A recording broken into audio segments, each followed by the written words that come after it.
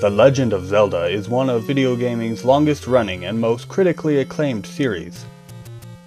When the original game was released, it stunned gamers with this huge open world. But how well does the game hold up today? The land of Hyrule has been invaded by Ganon's army of monsters.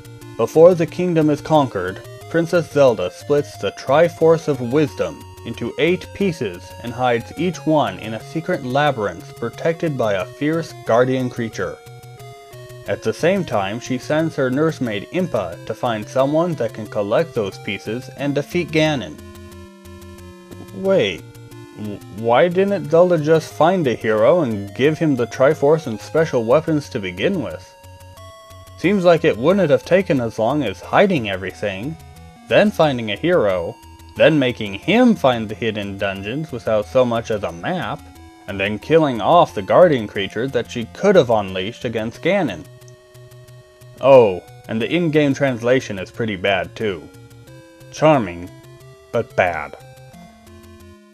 The Legend of Zelda places you in an open world with little limitation on where you can go from the very beginning.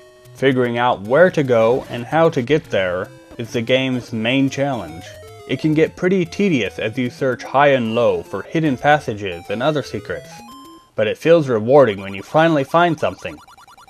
Unless it's one of those guys that makes you pay for damages. The range of Link's sword is pretty short. In fact, it is so short that you often run into your enemies when you try to get in range. This is bad enough under normal circumstances, but it is much worse when you are trying to attack enemies that only have one vulnerable spot in their armor. Selecting items is also clunkier than it needs to be. To select an item, you have to go to the menu screen and then scroll through each item.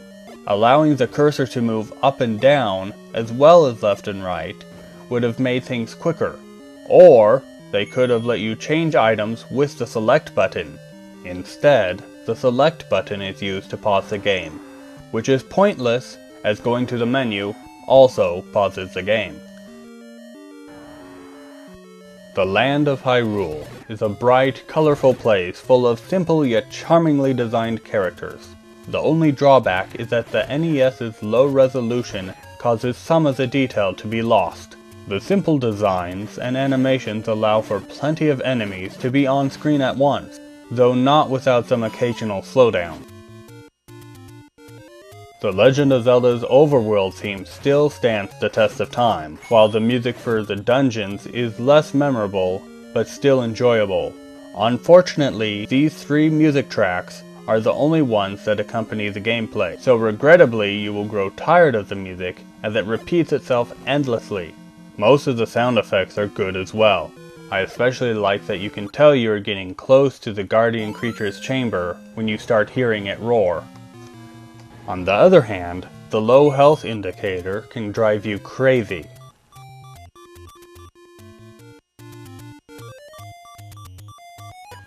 There are plenty of monsters to slay, but they just pop out of existence when they die, as does our hero Link.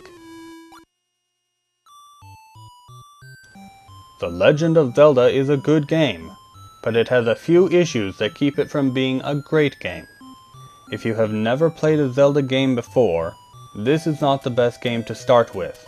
Try Link's Awakening or Ocarina of Time instead.